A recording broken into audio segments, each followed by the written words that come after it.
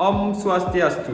Salam Bapak Ibu Guru hebat di seluruh Indonesia. Perkenalkan, saya Iwayan Arya Aryana, guru dari SD Negeri 4 Pupuan, Kabupaten Gianyar. Saya selalu terinspirasi dan ingin terus berkembang untuk mengembangkan pembelajaran yang tidak hanya informatif, tetapi juga berkesadaran, bermakna, dan mengembirakan. Saya percaya bahwa setiap siswa memiliki potensi besar untuk menjadi pemecah masalah, dan tugas kita sebagai guru adalah menyediakan landasan yang tepat untuk ide-ide mereka untuk terbang.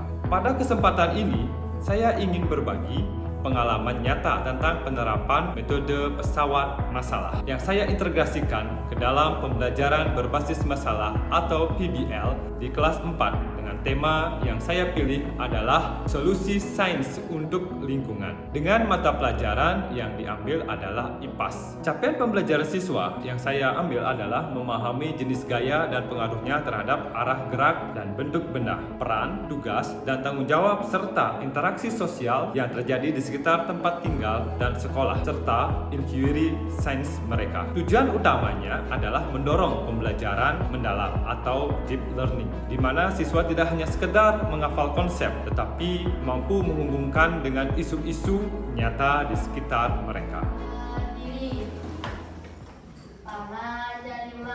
Om Swastiastu. Beri salam. Selamat pagi, Pak. Selamat pagi semua, silakan anak-anak duduk.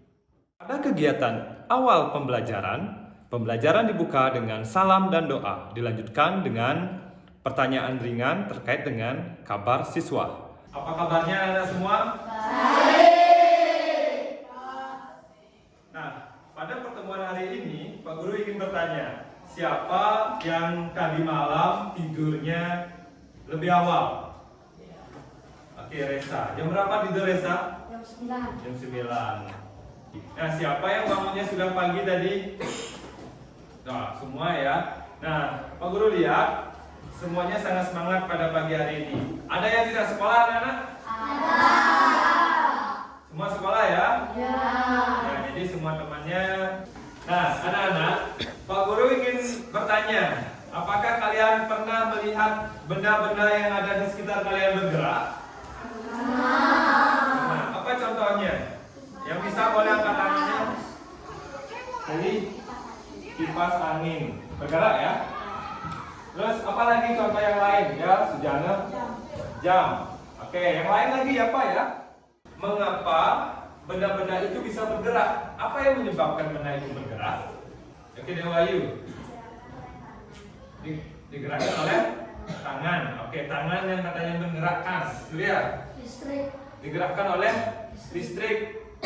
Bagaimana ya hubungan antara materi gaya yang akan kita pelajari dengan sampah ini nantinya? Mungkin ada yang tahu nggak? Ada tujuan pembelajaran yang akan Pak Guru sampaikan terkait dengan tujuan pembelajaran yang pertama adalah setelah mengamati lingkungan sekitar dan tayangan video, siswa dapat mengidentifikasi contoh-contoh gaya yang terjadi dalam kehidupan sehari-hari dengan baik. Pada kegiatan inti pembelajaran ada 5 fase yang dilalui oleh siswa. Dalam fase-fase ini, siswa memahami prinsip-prinsip yang akan diterapkan dalam pembelajaran mendalam seperti kegiatan yang berkesadaran, bermakna, dan menyenangkan atau mengembirakan. Fase pertama, orientasi siswa pada masalah atau pendahuluan. Guru memulai dengan memunculkan permasalahan lingkungan yang relevan dengan kehidupan siswa sehari-hari melalui tayangan video dan pengamatan lingkungan sekitar. Contohnya, sampah di sekitar sekolah, banjir akibat sampah, dan lain sebagainya. Macam-macam gaya. Gaya otot. Gaya magnet. Mencapai 25 ton per hari. Setelah pakai tadi habis rebus sampah kiriman, ini giliran pakai sapu dan pakai lain yang dipenuhi sampah.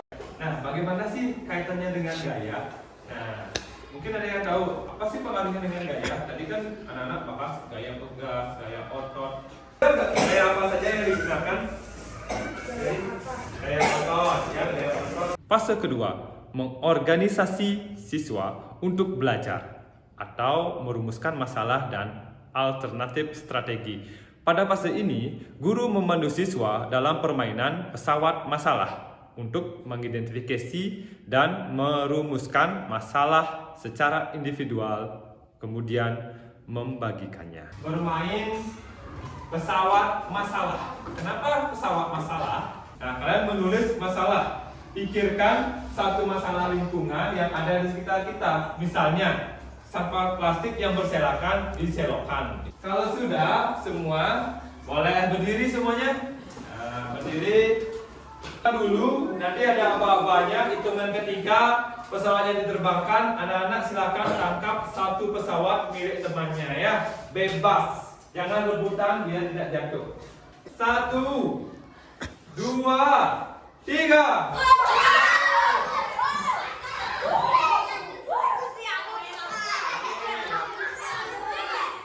Fase ketiga, membimbing penyelidikan individu dan kelompok atau pengumpulan data. Siswa secara acak mendapatkan masalah dari teman-temannya dan mulai menganalisisnya, lalu berdiskusi dalam kelompok untuk mencari solusi. Baca masalah yang ada di dalam pesawatnya.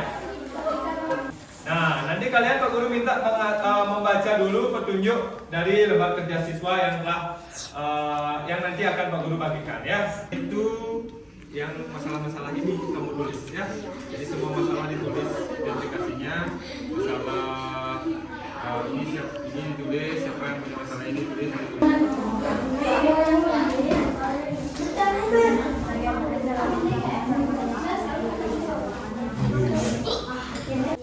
Menentukan solusi, anak-anak bisa mencari di sumber-sumber belajar yang telah Pak Guru sediakan. Ada yang mencari lewat platform Google Slides yang Pak Guru bagikan. Fase yang keempat, mengembangkan dan menyajikan hasil karya atau diskusi. Setiap kelompok mempresentasikan masalah dan solusi yang telah mereka rumuskan, mempraktekkan keterampilan komunikasi dan kolaborasi.